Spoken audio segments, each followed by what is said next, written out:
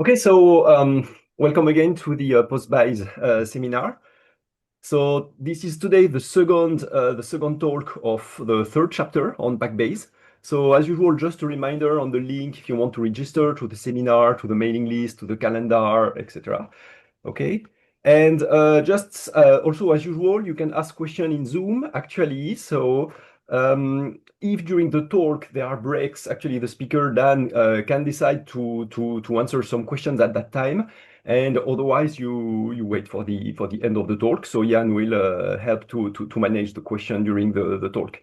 And just a quick reminder, actually. So today's speaker is Dan. I will introduce him in 1 minute. Dan Roy, actually, and he will talk about PAC-Bayes bond, PAC-Bayes excess risk bond and scaling laws.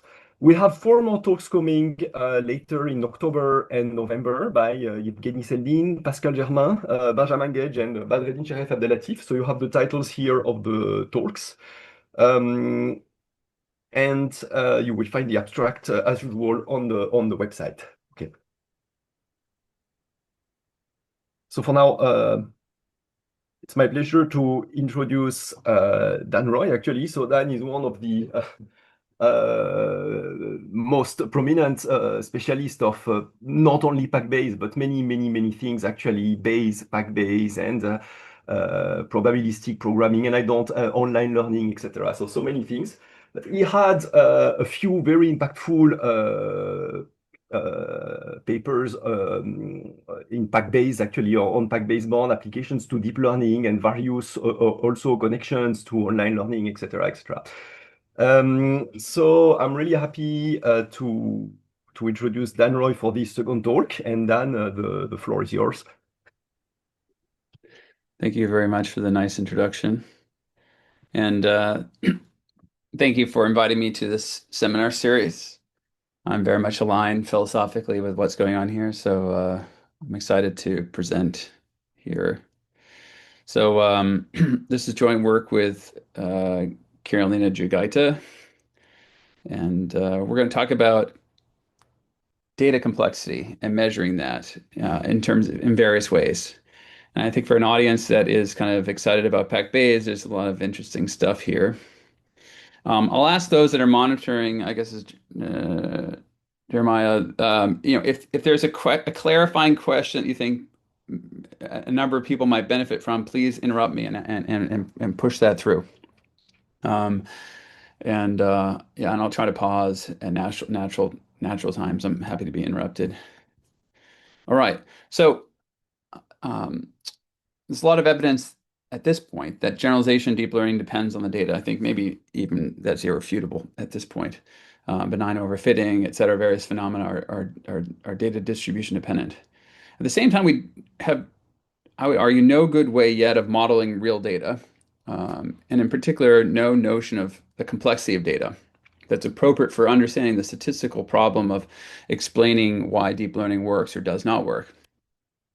On the other hand, we have these interesting empirical phenomena, namely neural scaling laws, which predict the performance across wide ranges of data and model sizes. And these are, of course, used by the frontier labs training the largest models in the world to make sure that when they spend $100 million, things work out.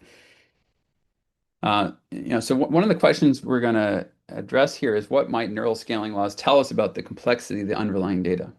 And we're going to use PAC-Bayes to translate between this empirical phenomena and a theoretical notion of complexity of underlying data. All right, so to try to give you an idea for what I'm talking about here is a way to think about how we can get evidence for complexity. And I'll start off with like a cartoon description or like very abstract description of the theory we're going to eventually describe. So I'm calling this the toy theory. So just to set some notation, let R be a function of the weights theta. Theta is more abstractly, theta indexes some set of predictors. So R of theta is the risk, or in this case, say the probability of misclassification. Theta hat n will be our actual predictor produced by our learning algorithm, say given n training data, and we'll just introduce a bit more notation, training a model of size m of n. So for a given n data, then we're going to choose to fit a model of size m of n. Okay. I hope that that construction next door is not too loud. Um, so the theorem that I'd like to kind of put in front of you right now has a following shape. For every data distribution mu, there exists a function depending on that data distribution and mapping an epsilon to a positive number. Right? So this is a whole function, c mu, such that with high probability under an IID sample of size n, we have this bound on the risk of our learning algorithms predictor. The risk of our learn predictor is no more than the optimal balance between a term epsilon. I I I think you guys can see my mouse, so I'm going to use it as a pointer. Can my mouse be seen? Yes, Yes, yes, excellent. yes. Um, so so this infimum is optimizing the balance between these two terms. Epsilon here you can think about as a kind of a target excess risk. So how much or target risk value? How much um, and I've written this as a risk. I might have actually subtracted off the optimal risk achievable, say the Bayes risk. So just think about that actually. So this is the target excess risk. And then there's this term here, which is going to end up being the complexity of achieving this amount of excess risk. And this complexity term is going to end up taking the following form, the square root of the target complexity. So this term actually gets smaller the closer we can get to zero, but then the complexity of it trying to achieve that amount of excess risk epsilon and all that divided by the number of data. So this is optimal balance that's being struck by this bound. So what's the C of mu function? How is it influencing? Well, of course, it's going to, for those who have played with bounds of this form, it's going to influence the final rate. So this I would call complexity function C of epsilon dictates the final risk rate. So if this function grows very slowly as epsilon shrinks, if it grows polylog, then the overall risk will stay 1 over n. We'll get our kind of fast rate.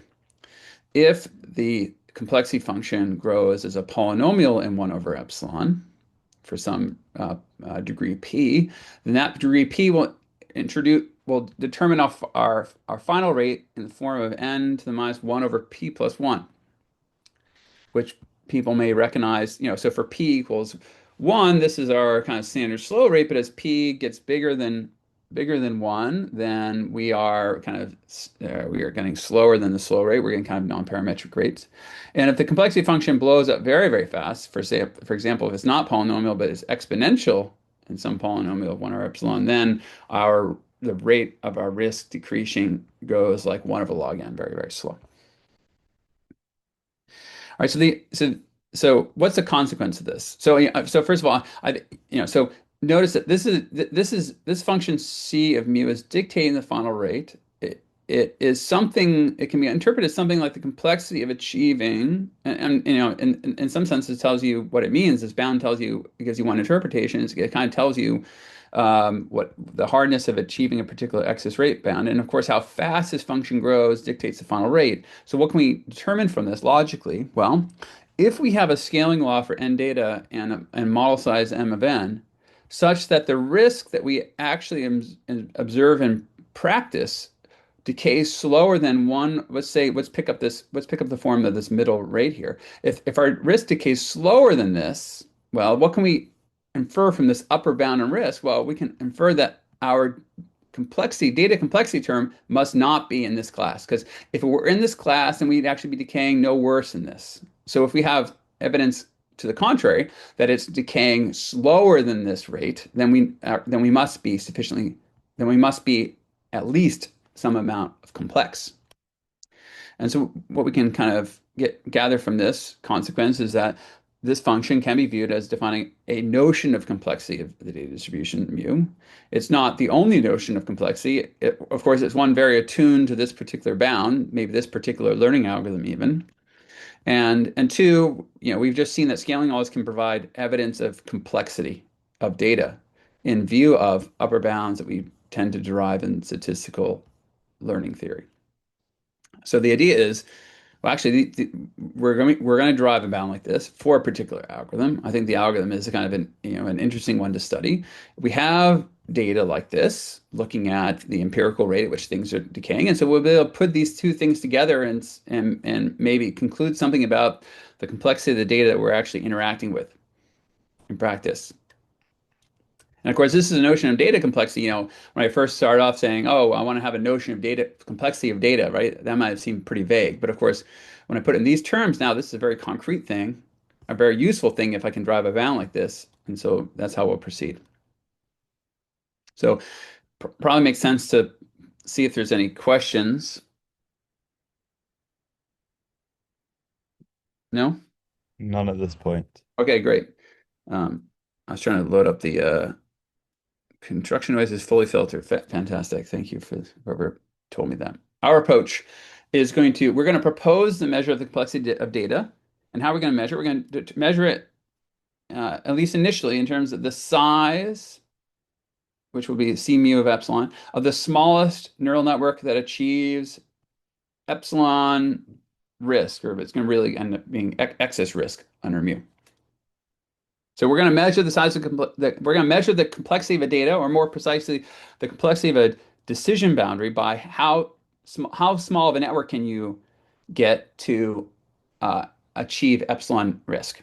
So if you have a very wiggly decision boundary with data very close to the decision boundary, you're going to need a big network. If you have a very simple decision boundary and data is very far away from the decision boundary, then maybe you only need a very small network. But crucially, the optimal rate is about, as I demand more and more accuracy, how quickly do I have to scale the size of the network to fit the vagaries of the decision boundary? Another way of viewing all of what I'm talking about here is we can view the C mu function as a rate distortion function specific to the data distribution. All right, so I first gave this talk in Italy, and so I structured my talk this way. So the antiposity, I'm going to introduce a toy model of neural network training where we look at a randomly initialized neural network that exactly fits the data. It's going to correspond to like rejection sampling or a Bayesian posterior with zero noise. We're going to assume that some teacher network has zero risk. In machine learning, we call this a realizable setting. And the conclusion will be those of the prior work of Buzaglo et al., um, showing that the number of teacher parameters determines the sample complexity. What's the teacher? The teacher is this network we assume has zero risk. And we're training the student network, which is potentially much, much bigger. And why would we want to train a very big network? Well, we train a big network because we don't know what the teacher is. But also what this result tells you is that you don't really pay a penalty for training a big student because the final sample complexity depends basically only on the number of teacher parameters, the teacher size, not the student size. Now, one caveat, which is I'm not really going to get a satisfying kind of solution to throughout the talk, is that we're going to quantize the weights in the neural network to allow us to kind of work with discrete distributions, more or less. To get around this, we'd have to introduce some notion of, well, there's various ways potentially you could get around it. Buzaglo et al. Introduced the notion of margin, solve some simple cases. It's not entirely satisfying. I'll offer a different solution at the very end of the talk. In the second part, I'll talk about a slightly less toy model where we replace this idea of a randomly initialized neural network that exactly fits the data, so sampling without noise in some sense, with sampling from the Gibbs posterior. So distribution proportional to some scaling of the empirical risk plus some prior. If one squints, one can kind of see that many of our algorithms kind of behave like this distribution, at least in certain idealized limits. This will allow us to drop the assumption that some teacher network has exactly zero risk. So this will move us into the so-called agnostic setting studied in statistical learning theory. And the conclusion, though, will be the same, that the number of teacher parameters determines the sample complexity now for excess risk because there's not necessarily a network that achieves zero risk. So we're driving our excess risk to zero. And the empirical bonus is like these types of bounds actually offer non-vacuous bounds for MNIST. And really, in some sense, they offer non-vacuous bounds for lots of probably for lots of things. I haven't dug into the empirical stuff too much. This is mostly a theoretical paper. All right, so in the third part, we're going to look closely at this bound that we're going to get here. So we have this agnostic bound, meaning a bound for the setting where we don't assume that there's some perfect neural network. We're going to drive an oracle inequality, which tells us that the risk of this Gibbs posterior, or a risk of a single draw from the Gibbs posterior, is no more than the risk of any teacher plus some size penalty. Then we're going to do something kind of relatively straightforward from a statistical learning perspective, which is we'll introduce this complexity term and rewrite our bound to obtain this bound from our toy theory, which is this term that balances excess risk with a complexity term. And then we'll be able to conclude that scaling law suggests that our complexity is growing at least as fast as a polynomial, and we'll be able to get estimates of p by looking at data. And then as a final piece, I'll talk about, well, we don't really want to deal with teacher networks precisely.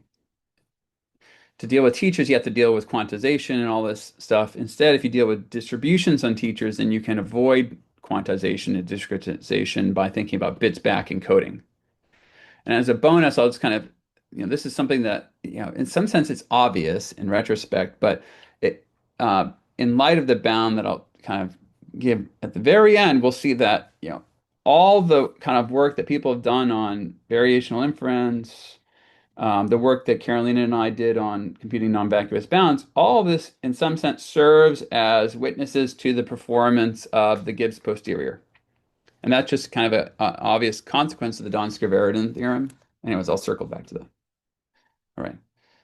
But again, what this says for is, okay, so maybe we don't see epsilon to be literally the size of the smallest network. It's going to be a little bit more complicated than that. It's going to have a better description in terms of a rate distortion function. But I think this is an interesting avenue towards a general way of thinking about what's going on, at least for the Gibbs posterior. It gets more complicated when you study real algorithms. Okay. So that's just an overview.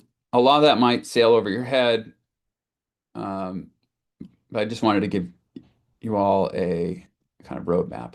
So let me just blaze through some notation here. If you want to take a screenshot, this is maybe a good slide to take a screenshot of. I'll use Z's as labeled data. Predictors will be theta. Learn things will be hatted. I have a loss function, as you would expect. In this talk, the loss is going to be 0, 1 for whether the network with weights theta on input x exactly produces the output label. The data distribution will be denoted mu. Risk is this expected loss under the data distribution. I'll have an IID data set. Here's my empirical risk, which just means how much risk do I incur on the actual sample. Oops, typo. That should be capital Z, I. And then the final two pieces, I have a probability measure pi on my set of predictors. This thing is non-random, and that's why we're going to call it a prior in this particular case. Apology to the Bayesians who are offended by this. In some sense, the bounds we get should not be interpreted necessarily in a Bayesian way, but they do have there is an interesting Bayesian take, which if someone asks me at the end, I can offer it. In this talk, posterior is going to mean simply a distribution on theta, which may be dependent on the data. And we'll always denote that by rho. And because it's dependent on the data, it'll be hatted. Okay. So how about this prior work by Buzaglo and others?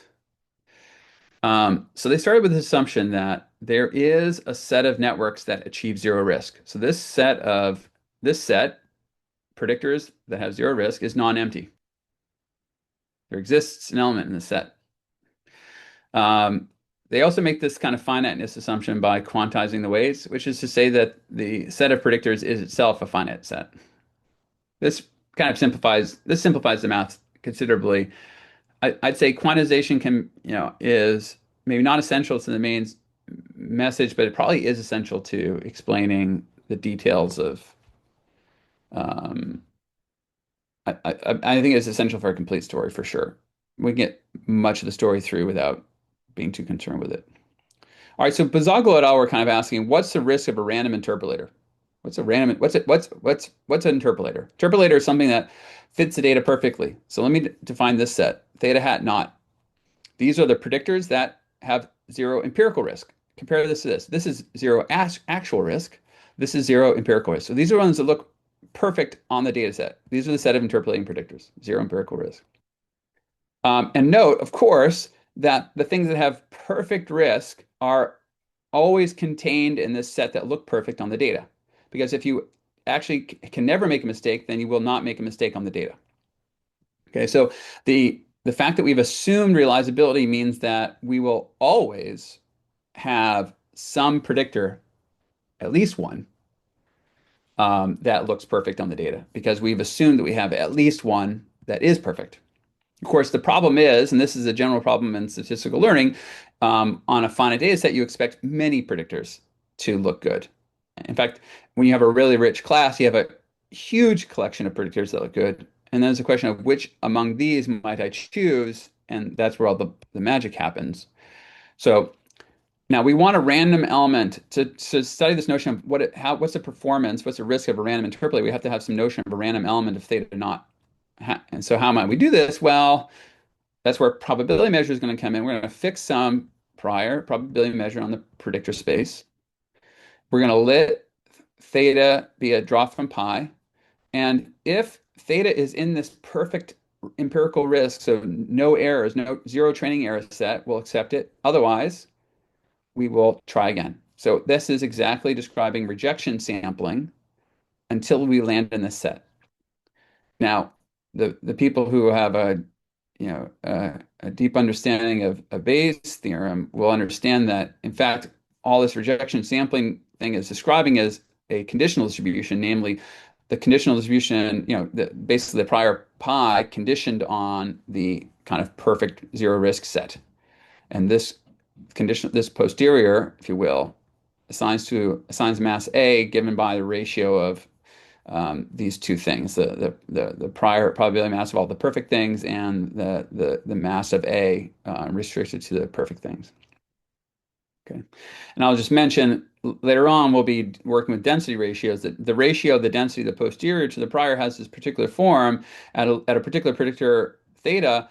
There, of course, the ratio of these risks is zero if that predictor is not perfect. If it is perfect, then it's just 1 over the probability measure of the perfect set, which is to say that the posterior simply shrinks the mass to the perfect set.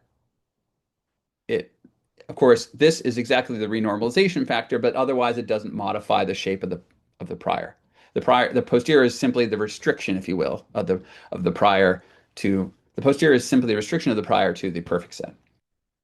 Okay, so we can ask this question, kind of this more frequent discussion: what's the risk of a sample theta hat from this posterior, this hard posterior?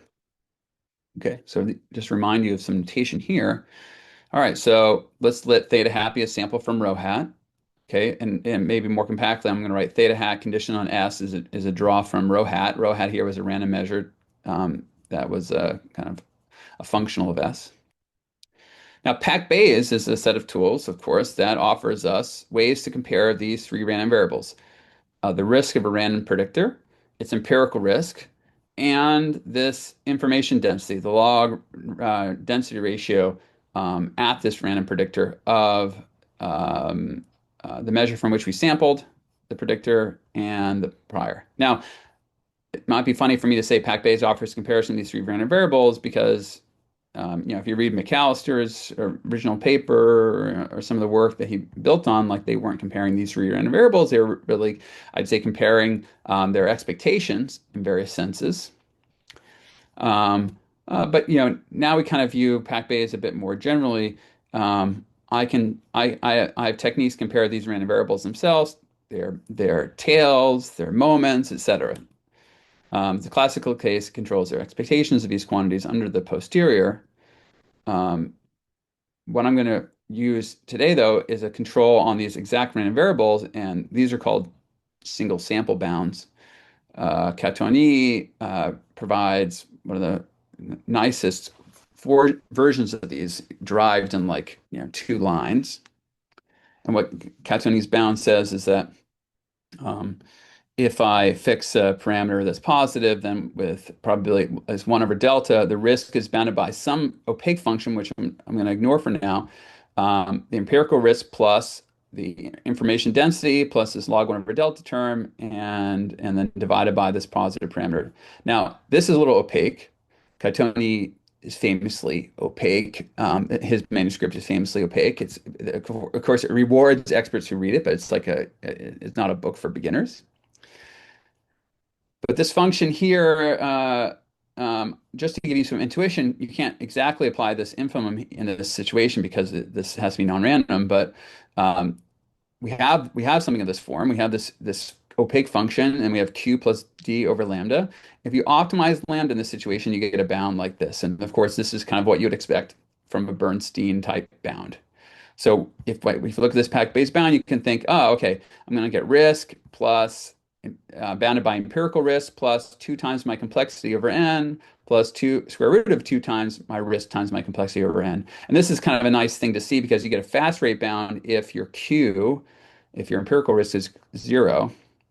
If your q is not 0, then you get a slow rate bound. So this is kind of scales exactly as you might hope. So if I apply this bound, which is basically out of the box to our situation, so we're going to assume that our learning function or learning setup is such that my learning function always finds a predictor with 0 empirical risk.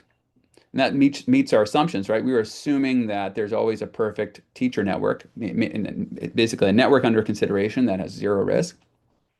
And we're sampling from this hard posterior. So we're sampling among the networks that have 0 risk. Well, if you apply Catoni, you get this bound. You get the risk of this random interpolator is bounded by the information density plus log 1 over delta over n. And this is almost exactly about the bound that Buzaglo gets, except that we drop all the constants. This is obviously like the exact bound in this situation. All right, here's just a picture of this situation. I pick a random interpolator. Here are all the hypotheses. Here are the hypotheses in this, whatever, blue or light gray, I'm colorblind, that achieve zero empirical risk. Among these is some set that always achieve, that have perfect, that never make a mistake. So these are the perfect predictors. Okay. I'm going to need to get my battery in a moment. Maybe I'll walk and talk. Apologies. So recall that the posterior in this particular situation, given interpolation, because it's a hard posterior, we're just restricting our prior to the perfect set, is given by this ratio. All right. Now, by this particular construction, we have that the empirical risk is always 0. We have that the information density term here is given by, at least for almost all posterior samples from the posterior, the information density is just log 1 over the normalization constant. And so then we can read off from the bound we just had with the risk of this sample from hard posterior it's this. So fix a pi, assume, okay, what's pi realizability? That was just the assumption I had, which is that there is a perfect network. We have a sample from this hard posterior, then with high probability, our risk bound looks like this. The risk of a random interpolator is log 1 over the probability of this set of perfect predictors, log 1 over delta over n. All right, so we've basically reduced the question of what's the risk of a random interpolator to the question of what is the prior mass of these perfect predictors. All right, so we got risk kind of bounded by prior probability of the set of perfect predictors. Now that would seem pretty terrible because what's the prior probability of mass that you sample a perfect predictor? That would be exponentially small. But of course, we hit this with a log. That's the saving grace. Now, this brings us to like the second aspect of this work by Buzaglo et al., which is that they make this interesting observation. So here's my huge student network, and here's my potentially much smaller teacher architecture that fits the data perfectly.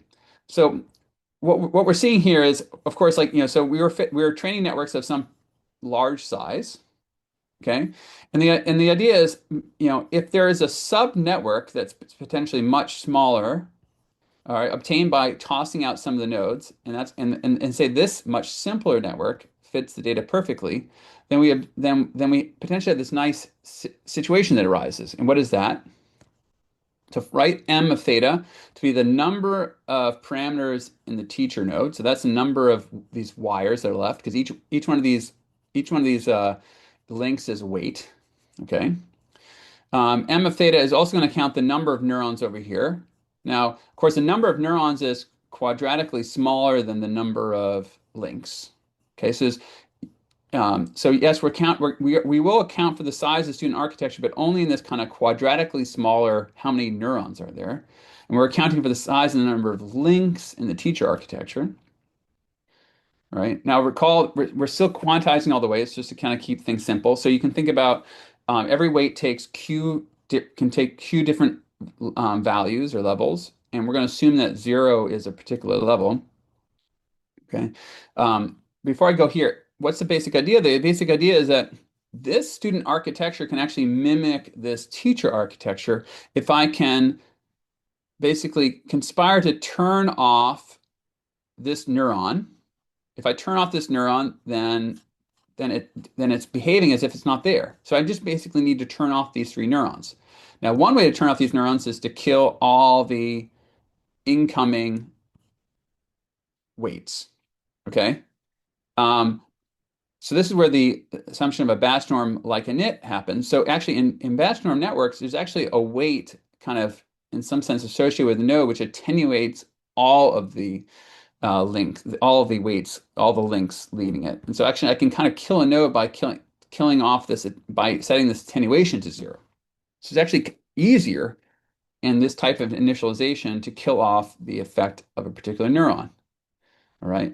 Finally, just to kind of keep things simple, let's imagine that I sample all the weights uniformly at random from these Q quantization levels. If you combine all these things together, and then what Buzaglo et al. Kind of observe is, even if there's only a single perfect network, then this log 1 over the probability, the kind of uniform prior probability of this perfect network scales only with this quantity times log Q, admittedly, but only with this quantity of the number of parameters in the teacher network, okay, and only the number of neurons in the student network. So importantly, we don't depend on the number of parameters in the student network. And so we have this quadratic gap here, which is going to be huge in practice.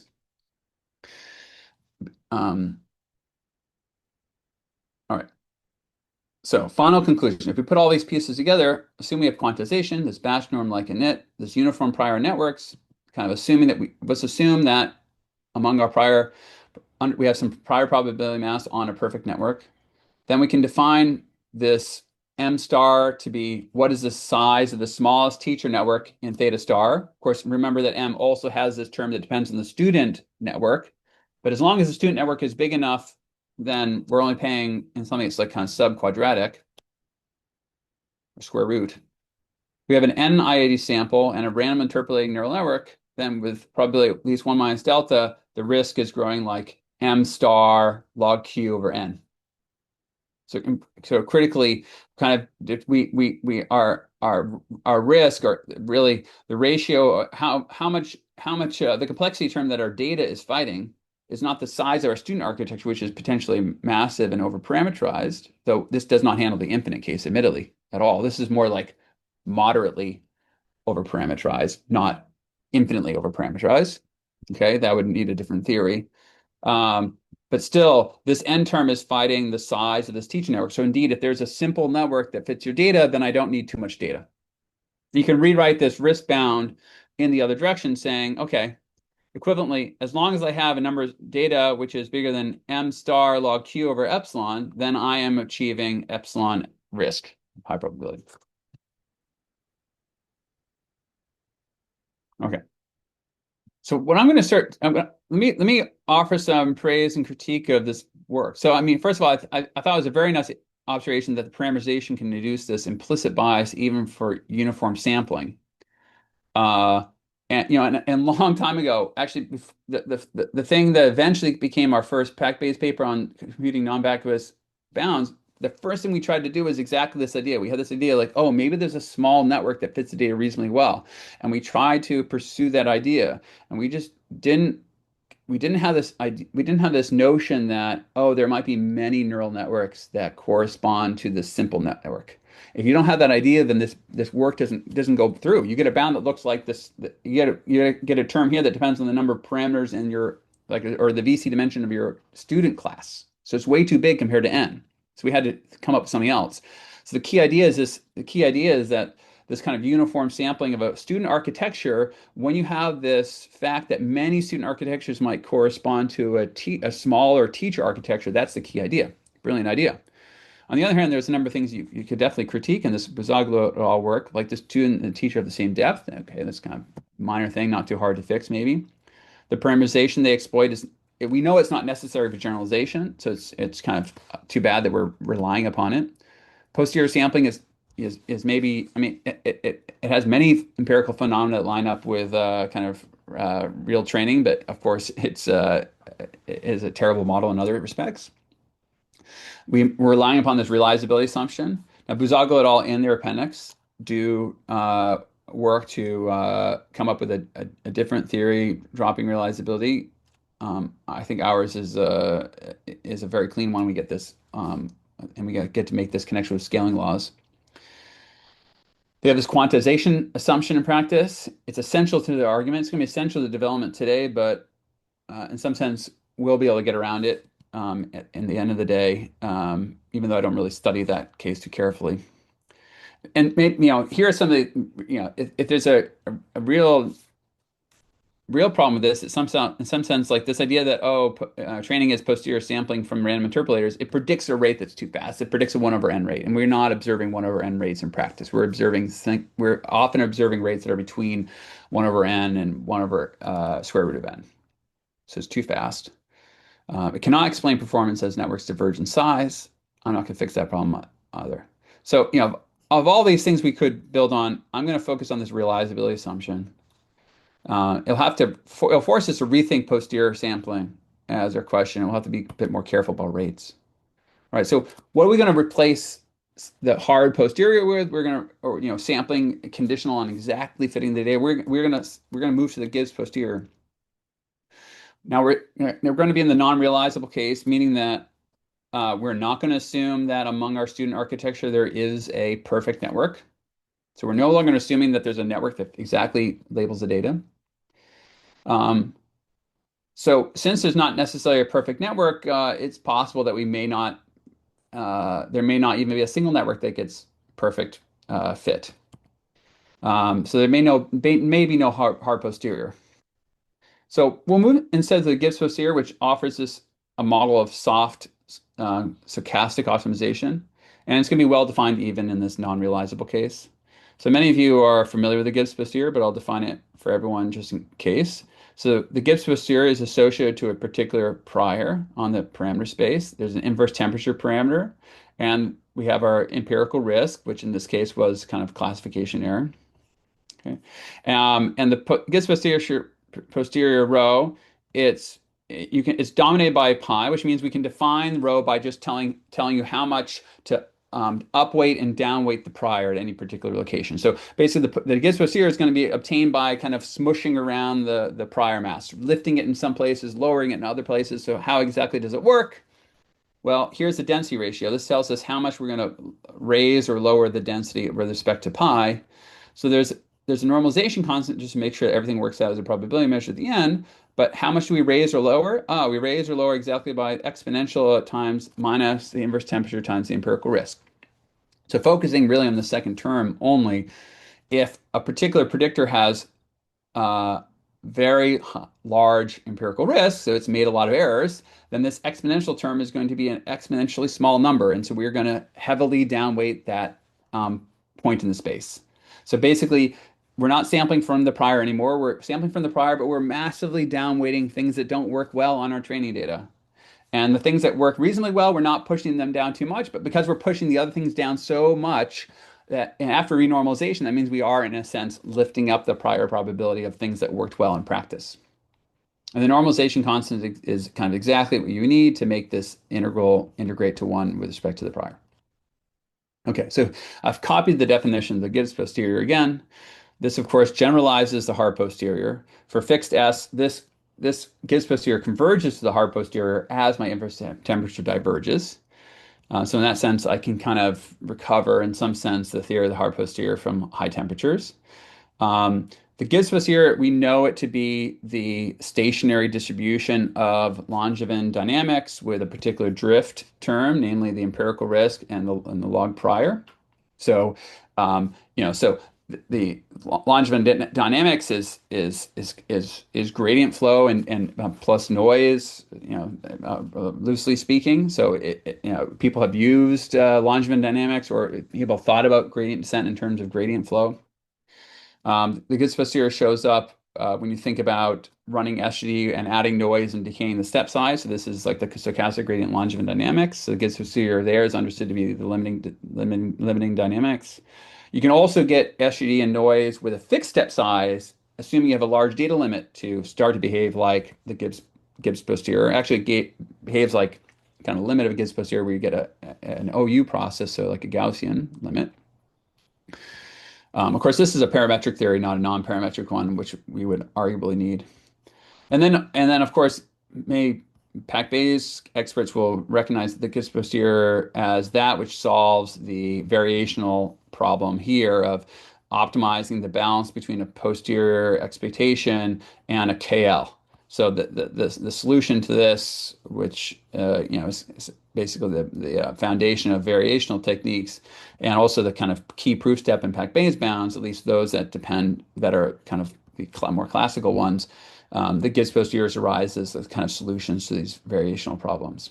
So these are all maybe some weak justifications to study the Gibbs posterior. Sure, it'd be better to study, like, say, SGD or Atom or something, but we're just not there. All right, so the Gibbs posterior is a distribution, and so I can apply that Catoni bound that I mentioned earlier to study it. And if I just apply Catoni's bound directly to the Gibbs posterior, then I get this kind of mess. Let me just simplify it a bit, by choosing the inverse temperature to be at least as large as the parameter lambda that is coming from the PAC-Bayes bound. And I get a risk bound that looks like this. And what I'm seeing is I get a risk bound. It's through this opaque function, but it's depending on the log normalization constant. So this is like the free energy term coming from my Gibbs posterior and my kind of log 1 over delta term. So to understand the performance of a single sample from the Gibbs posterior with an inverse temperature that has this particular relationship with my parameter lambda, I'm going to need to understand this log normalization constant. Okay, so we're going to simplify things, take beta be literally in lambda. So this is my bound. I've just rewritten here for your sake. So what we see is we have a bound very, very similar to what we had earlier in the case of the hard posterior, except now, rather than the term that looked like log 1 over the prior probability mass of the perfect interpolators, we have a bound that depends on log of the normalization constant of the Gibbs posterior, which in some sense measures the prior volume of low-risk solutions. Okay, so this is the prior probability mass of zero-risk solutions, and this is this is essentially the prior probability mass of low-risk solutions, and lambda is in this case playing the role of inverse temperature also, and it's kind of telling you how much you care about things being truly low risk because it's scaling the empirical risk and the exponential.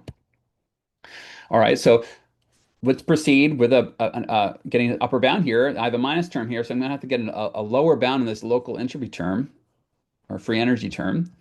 All right, so let's just pick an arbitrary element of our predictor, and I've called it theta star because I want you to think in your head of this as being like a pretty good network. It doesn't have to be a perfect network, but it's a pretty good network. And E theta star, this is going to be the set of networks that kind of behave the same as theta star. All right. So if you like to think about this, like if this was a network that effectively had several neurons turned off, then this would be all the student networks that are potentially much bigger than it that have kind of such that the weights have conspired to kind of have no that such that these neurons have no influence. So this is potentially a large set of networks. Now, before we basically upper bounded this log one over prior probability mass of the perfect set by something like approximation to this set. Here we can do a very similar thing. So we have this normalization constant. This is its exact definition. It was obtained by figuring out how much does this down weighting cost me under the prior expectation of this exponential weighting. Well, this integral can be lower bounded by taking the value of the integrand at one point under the prior. Now here I am using the fact that I have a quantized network, and the set of these networks that behave exactly like, say, this arbitrary fixed teacher is a positive measure set. I'll have to return to this and do something more sophisticated later. But for the moment, this integral, of course, is lower bounded by kind of this set of networks contribution to the integral. So this is a very crude lower bound. But if I just kind of take this lower bound, push it through, then what does this term end up becoming? Ends up becoming empirical risk of my comparator plus log 1 over the volume of networks that behave like this comparator. Okay. So what is this term? So, because this whole argument kind of works for an arbitrary theta star, this bound holds simultaneously for all theta stars. There's no high probability stuff at all. I know that this term is itself upper bounded by an infimum over all possible choices of a comparator of its empirical risk plus the volume of the networks that look like it. So I'm starting to see this balance that I wanted, which was a risk plus the kind of cost of achieving that risk, and we see that the cost of achieving that risk is like the prior probability volume around that network. All right, so this allows me to obtain an oracle inequality. So again, this key term is this log 1 over the probability of these doppelgangers, and we can get that this is upper bounded by the size of this comparator network again times the quantization level logged by the same argument in Buzaglo et al. All right, so there's a few tricks. I'm kind of going to the gory details here. I define a particular non-random comparator. I push some things around, yada, yada, yada. Let me just jump to the final conclusion, which is this theorem, which says, okay, so pick your lambda. And the choice of the lambda will end up being important later, but let me just fix it for now. Let rho hat be the Gibbs posterior for our fixed prior, choosing lambda to be our inverse temperature now. This is our empirical risk term. Let's sample a single sample theta hat from this Gibbs posterior. Then with probability of at least 1 minus delta, I have this oracle inequality. And why is it an oracle inequality? Let me explain it to you. It's saying that the risk of our sample from the Gibbs predictor is the optimal balance of these two terms. And this is the form of an oracle inequality when I'm making comparison to a large class. So here I'm actually comparing to the entire class of networks I'm training over. And I know that the risk of the Gibbs posterior is no worse than the sum of the risk of any comparator plus, in some sense, the complexity of that comparator. And we saw that the complexity of the comparator, well, originally had it up here, was log 1 over the prior probability volume of equivalent networks to this teacher. Well, that just scales as the kind of number of real weights in this teacher. So if many of the neurons have been actually not used, I don't need to pay for that complexity. So this is a size complexity on my comparator. And I'm balancing risk with complexity. So I might actually pay for a slightly worse performing teacher if the size of that teacher shrinks dramatically. I just try to balance these two terms. All right. So where does complexity of data come in? Well, of course, the complexity of data comes in terms of where this balance is struck. So let me get there. Oops. Okay, maybe I'll just pause and say, you can go look at MS and say, oh wait, okay, this is interesting. Do neural networks generalize because there are small neural networks that perform reasonably well? Okay. Well, you can look at MNIST. You can pick up a 2-layer MLP with 3 hidden units. You can train this on MS, and this obtains 14% risk. All right, and so and you can quantize that quite a bit. I've played around with this a little bit. And you can get a non-vacuous risk bound from playing these sorts of tricks. Now, I think the fact that we actually have to quantize here is hurting us, because we can actually deal with bigger networks if we get around the quantization problem. But I'll have to talk about that at the very end, and probably someone will have to ask me a question about it because I'll have to go over. All right, so this oracle inequality I gave you balances the risk of this teacher or this comparator that I'm having and its complexity as measured by the size. And so if I were to highlight two key implications, one would be, okay, by shifting to this Gibbs posterior, we've allowed ourselves to handle non-zero, handle the case where we don't have a perfect interpolator, meaning that we can handle non-zero approximation error. And also we're now seeing this trade-off between model complexity and fit happening inside the Gibbs posterior. The Gibbs posterior is, we just shown that its oracle risk is upper bounded by this balance. So it is, I mean, it's potentially doing something much more sophisticated, but it is at least balancing risk against size. All right, so we have this oracle inequality, but it still doesn't actually tell us directly how risk behaves as we get more data, because we don't know how data is going to influence this balance. And so what we're going to do is we're going to do kind of a natural thing, which is to re-express this bound in a different way. And we're going to do so by proposing a measure of data complexity based upon teacher size. So here's a way of doing it. And I know I'm getting close to time. We'll let R star be the Bayes error rate. So this is the best risk you can achieve by a predictor. And we're going to define C of epsilon to be, hey, how small of a network can I get such that its excess risk, so how much its risk is above the best possible risk, is less than epsilon. So I'm going to try to shrink this complexity, shrink the size of my network. I'm going to look for the smallest teacher network that has excess risk no more than epsilon. All right, so this is in some sense exactly a function C is exactly capturing in some sense this balance that was happening in our bound. So this reflects the minimal network size needed for a given approximation error epsilon. By construction, this thing is going to grow monotonically or monotonically increasing or non-decreasing in epsilon. It's an example of a rate distortion function in information theory. All right, so what if all I do, once I define that function, I can re-express that oracle inequality I got, and I get this, which is, of course, exactly the bound I described in the toy theory section at the beginning of the talk. The risk of my single sample from my Gibbs posterior is no worse than the optimal balance between a desired excess risk and the complexity of trying to achieve that excess risk. And the C function is showing up here. And the C function, just going back a slide, this C function, of course, depends on R star, depends on R. So it's depending on the data distribution. I haven't really highlighted that in my notation here, that depends on the data distribution, but this function C definitely depends on the data distribution. It definitely depends on the class of predictors you have available to you. We've derived it as relevant for the Gibbs predictor theory, but of course this definition didn't rely upon the definition of Gibbs posterior. Now what's going on? Each of these bounds is a kind of a Bernstein-like bound. For a fixed epsilon, it looks like a slow rate bound. So this is your slow rate 1 over square root of n, and that peters off at some place basically where it can never, this bound can never beat epsilon. For a fixed value of epsilon, this bound can never fix epsilon. So for different values of epsilon. So what's changing here, the complexity term is changing the intercept. All right. And now this infimum term is choosing the optimal trade-off, which is determining this line, which is the lower contours of all of these kind of parametric curves. Gives you this potentially non-parametric rate of risk.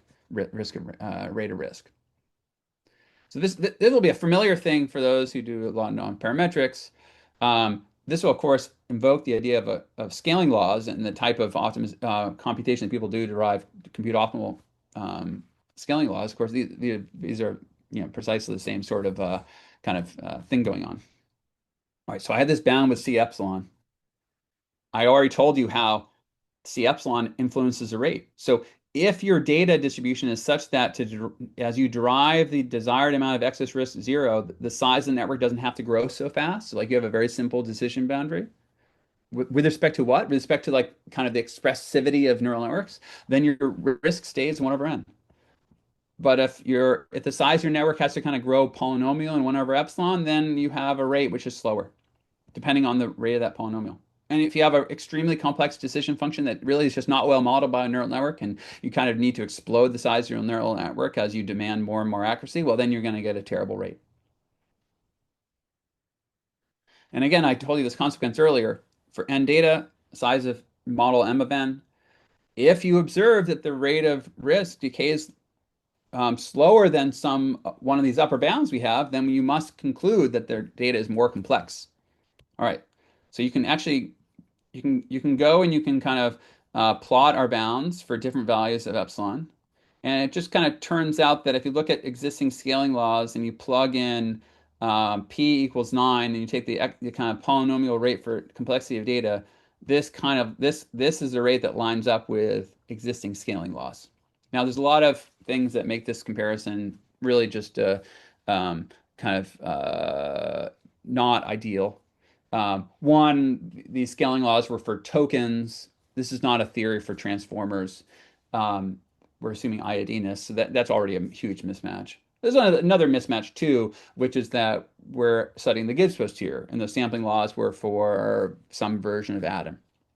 But essentially, there's an experiment to run, which I'd like to run, and now that there's vibe coding, maybe some weekend I'll do it, which is train MNIST or CFAR or a bunch of times to build a scaling law for, say, the Gibbs posterior. I can have vibe code an MCMC sampler or like an SGLD sampler for Gibbs posterior and let it run for a really long time and try to get a scaling law for Gibbs posteriors. And then I'll have the empirical data I need to go back to my theory, which is for the Gibbs posterior, and I will be able to do this comparison exactly. But anyways, putting these coarse approximations aside, these scaling laws people have are evidence for complexity of data, for how much the network needs to grow to really eke out that last amount of performance. And just as people do in neural scaling laws, you can look at compute optimal um, um, optimal bounds versus compute also and make estimates and work out how much compute you need or what's the optimal way to scale your network if you're also controlling some measure of compute. All right. I promise this. I'm at time. I'll just really briefly mention it. What have I quoted here? This is just Donsker-Verdin. This is the kind of this has many ways of understanding this. This is like the Fenchel-Legendre transform of KL gives you the log sum exp, yada yada yada. Lots of ways. This is a key step in PAC-Bayes. It kind of tells you from a variational inference perspective. It says it's kind of telling you that the optimal solution to the variational objective is the marginal probability, log marginal probability, these sorts of things. But what's it mean in this context, PAC-Bayes? Well, if we kind of forget about this idea of like teachers, but instead search over rather than individual teachers, we can get an oracle bound that is over all distributions, then you very quickly arrive at, oh, okay, actually the risk of the Gibbs posterior, single sample of the Gibbs posterior is the optimal bounds over all posteriors of the posterior expected risk plus this square root of KL over n term. And you can get kind of a Bernstein version of this as well. Now, of course, actually, a lot of people have spent a lot of time optimizing the right-hand side of this bound. And what I never really realized is that if you say optimize this type of bound, which is what we were doing in the non-vacuous bounds paper back in 2017, and many follow-up work papers have done this too. If you optimize bounds like this, you might wonder what you're doing. Oh, I'm learning. I'm trying to fit a Gauss. I'm bounding the risk of a different learning algorithm. Actually, no. All these bounds can also be interpreted as witnessing upper bounds on the risk of a Gibbs posterior. So even going back to our 2017 paper, getting risk bounds for optimizing Gaussian distributions, those bounds are also risk bounds for the Gibbs posterior. So every bound we ever get is, up to some caveats about like, inverse temperatures and things like that, is potentially a witness also to the performance of Gibbs posteriors, a sample from the Gibbs posterior. And also, I'll just mention that this notion of a distribution allows us to get around quantization and discretization and other things. And this is kind of it's not something I'm actively pursuing, but if there's people interested in pursuing this, please reach out. Okay, so I'm done. I'm sorry for going a few minutes over. I apologize for those who have we're about to leave because I'm going too long. But if I think about what the key insights here are, we saw this Buzaglo work and we saw this opportunity to bridge theory and practice and deep learning, giving a theoretical explanation to generalization that's mildly over parameterized models. And taking this insight that, oh, random interpolators have good risk, moving that to Gibbs posteriors, and then saying that, oh, we have the opportunity to define a notion of data complexity in terms of teacher network size. I mean, and, in retrospect, I think it's very natural way to think about if you're fitting neural networks, it's very natural to think about, oh, how complex are my data? My data are, I should describe the complexity of my data in terms of neural networks and how will they work. And since we've been fitting so many neural networks recently, we actually have pretty good intuition for how big of a network do we need, how big are the networks needed for certain types of data. And so this might be also a nice way of thinking about the complexity of data.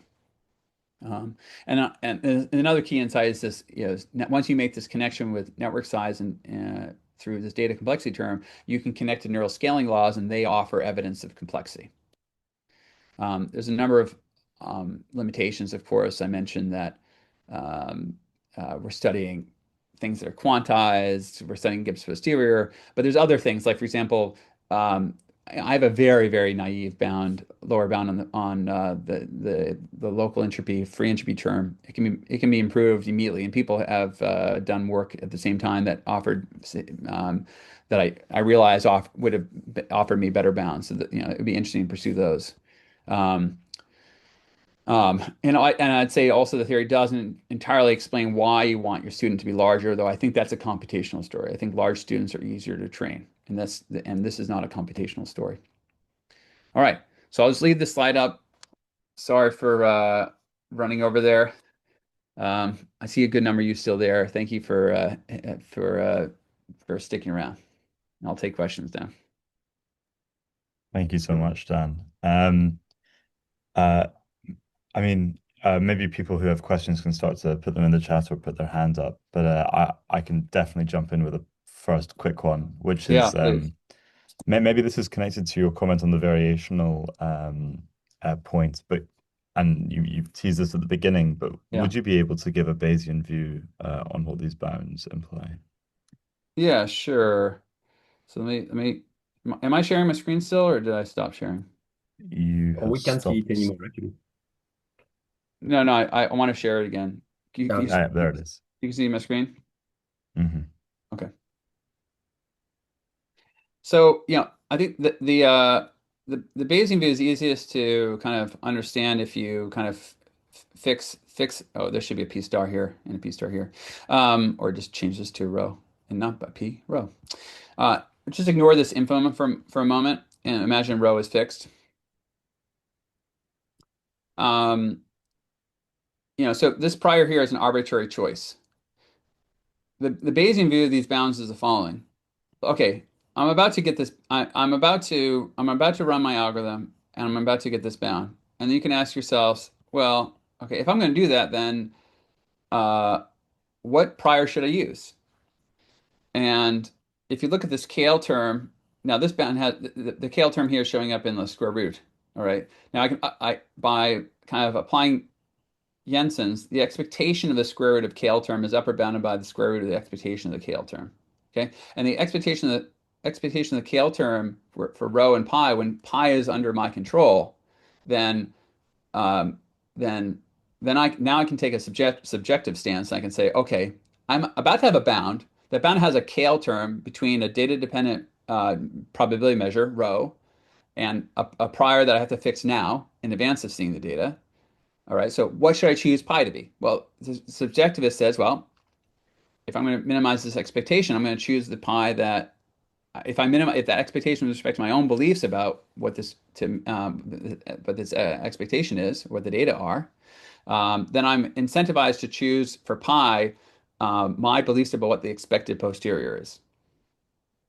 Okay, and if this posterior were like actually derived from a likelihood, then that expected posterior would just be your subjective prior for that parameter.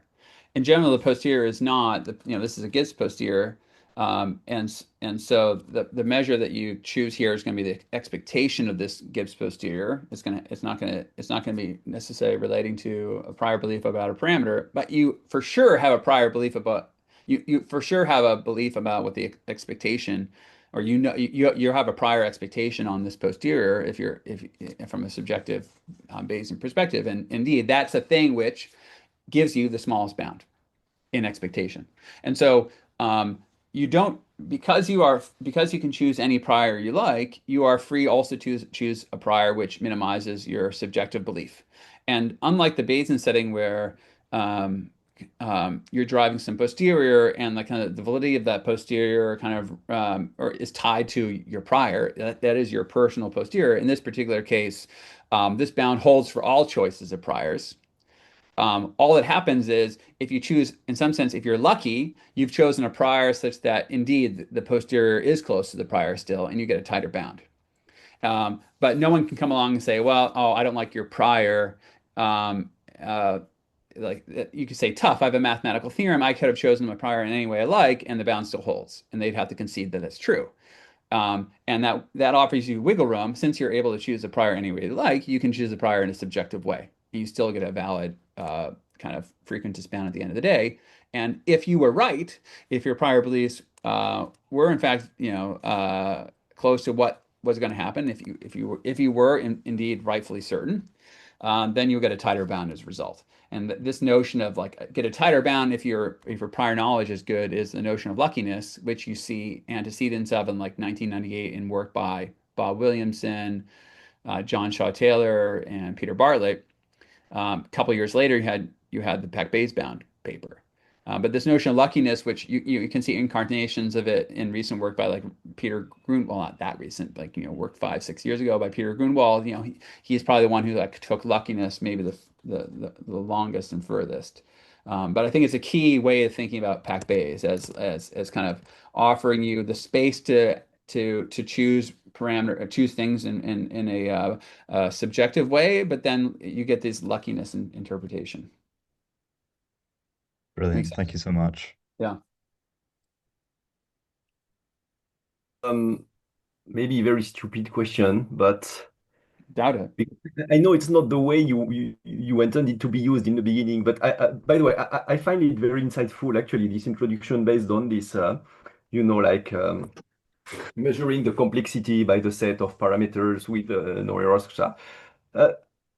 There are many Bayesians in the audience, and I think it should remind everyone of another algorithm, actually. When you say, I'm going to sample a parameter from the posterior, and if the risk is small, I keep it, but if it's too large, I reject it. This is ABC, right?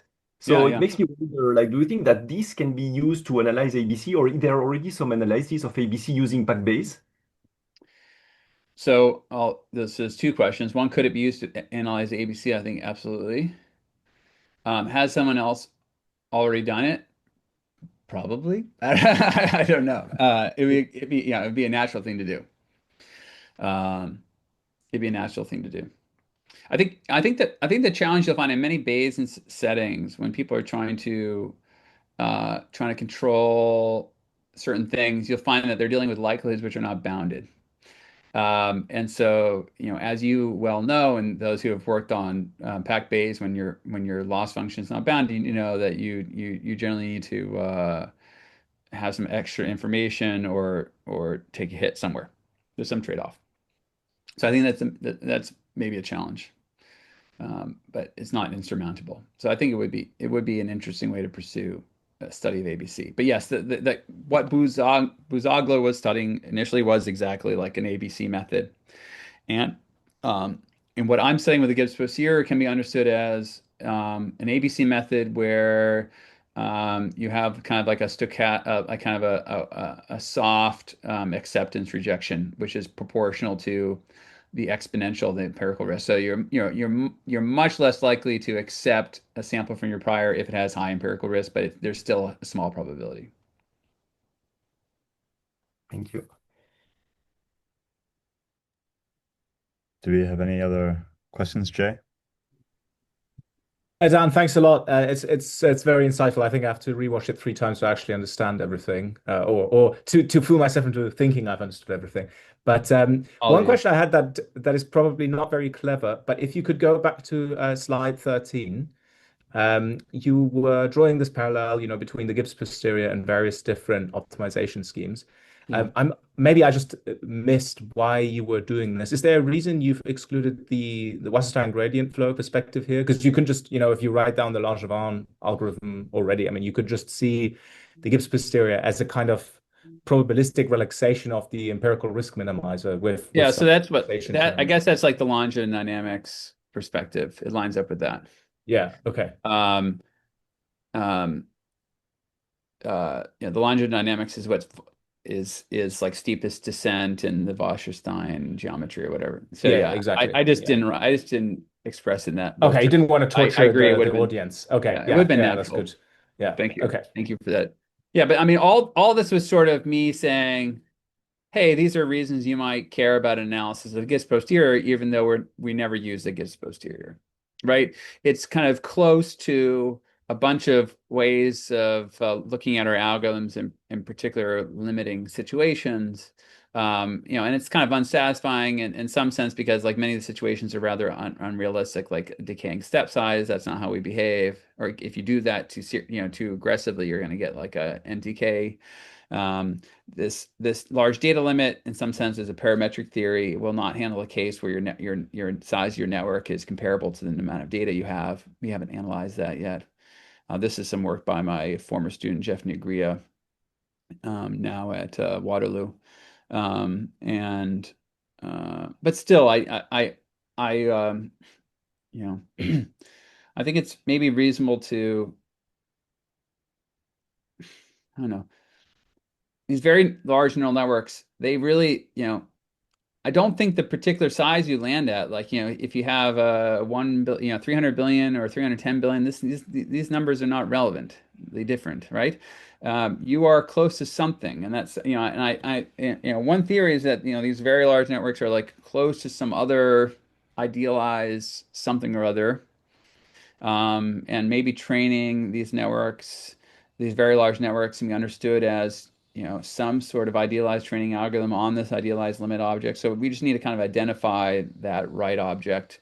My former student Mufan Lee has like some work on these like infinite depth and width limits, the so-called proportional limit, and the asymptotics of this model are extremely close to standard training. They've not really identified a simple enough description of the limiting object to offer a kind of concise description of training, and maybe they never will. Maybe they'll have to make some very coarse approximations to get there.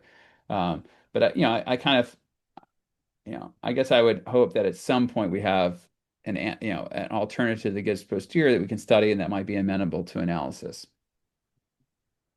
Yeah, thanks. That makes perfect sense.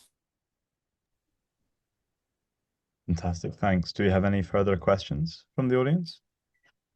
So I can ask one more that I was wondering about as you were talking, Dan, and that's the realizability thing. Like I was wondering how necessary it really is. So if I think of the set of all networks that achieve at least some kind of in population loss, that's also like a set I could consider, right? So do you actually need the exact recovery in the mathematics somewhere, or is this sort of just for simplicity? Like, could I just add a constant and say I look at all networks that achieve, then are basically epsilon minimizers, right? Yeah. That's good intuition because so I would say there's a couple ways to go from there. So one, indeed, so I mean the one risk is that if you allow any amount of error, then of course there's a chance that if you fix any level epsilon, there's a chance that you have no predictor in that level. But you can bound that with exponentially high probability. And so that's an approach indeed taken by Buzaglo in their appendix when they try to go beyond realizability. They say, okay, let's choose an epsilon such with high probability. Now, of course, that requires some omniscience because you need to know what level is kind of an appropriate one to study. And now indeed you can kind of just study the probability of that set of epsilon minimizers. There's a few wrinkles here and there, but like nothing too dire. I'd say the main thing that's not so nice is that you have you have a theory which is for epsilon sets, and you don't really have an algorithm that tells you how to choose epsilon, so you'd have to like wrap that around and get another algorithm. Whereas the Gibbs posterior is just the Gibbs posterior. Now, of course, to be honest, our analysis also depends on this inverse temperature. And in some sense, choosing this inverse temperature is akin to choosing this epsilon level at which you're going to cut things off. They're kind of morally similar. And indeed, in our case, well, maybe another reason why Buzaglo et al. Wanted to study this, zero empirical risk cases, and they got their 1/n rate. And if they didn't have this zero risk, then they would have gotten a 1/√n rate. Now, my feeling is that if you explain deep learning with a 1/√n rate, or even like a mildly non-parametric rate, then you have succeeded. And let's give you the Turing Award. So I don't really view this distinction between fast and slow rates as very relevant to the challenge of explaining deep learning theory, in my opinion, or explain deep learning. And indeed, in our case, there is this choice for inverse temperature for us, which will get you that slow rate always. So and for when you introduce the complexity function, will kind of slightly make rates worse.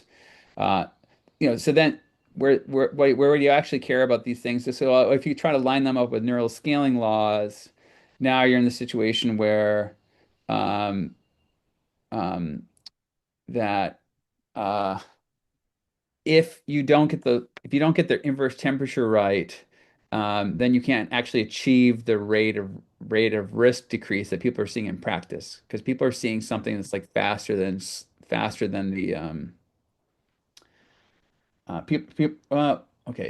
people are finding things that are slightly faster than the slow rate, I think, if I'm not mistaken.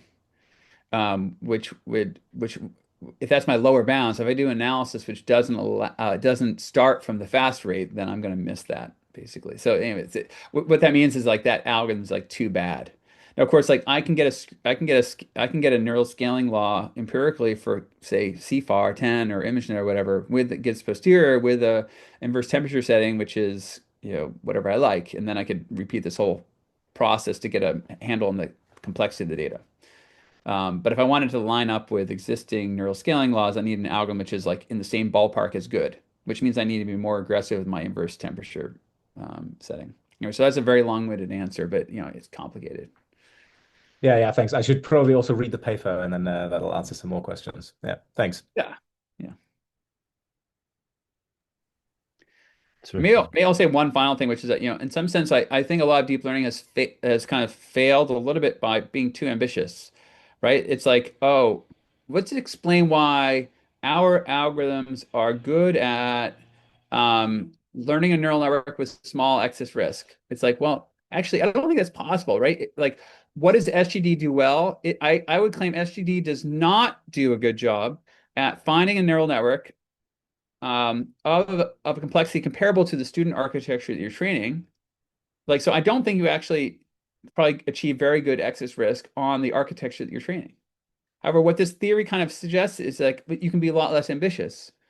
You merely need to have kind of small excess risk compared to like a sub architecture. So if you could prove that SGD finds a student architecture that's like competes with a network that's like much smaller potentially, then that's like enough. And so it's much less ambitious of what we're trying to show SG is good at. But this sort of perspective says like that would also be good enough. And indeed, like the Gibbs posterior has a bound of this for that, like its risk can be viewed as like balancing comparison, the risk of a comparator plus the complexity of that comparator. Now, it could be the case that Gibbs posterior, being kind of like an insanely intractable algorithm, is doing much better, and this is a very coarse analysis. But we know it's doing no worse than this, and so it would be an interesting target to of study, because I think a lot of people just try to prove that, oh, I'm learning, what it means to learn an architecture class is to show that excess risk goes to zero. But that's the wrong way potentially to think about these algorithms. Training a large neural network, your goal should be to compete with a potentially much smaller network.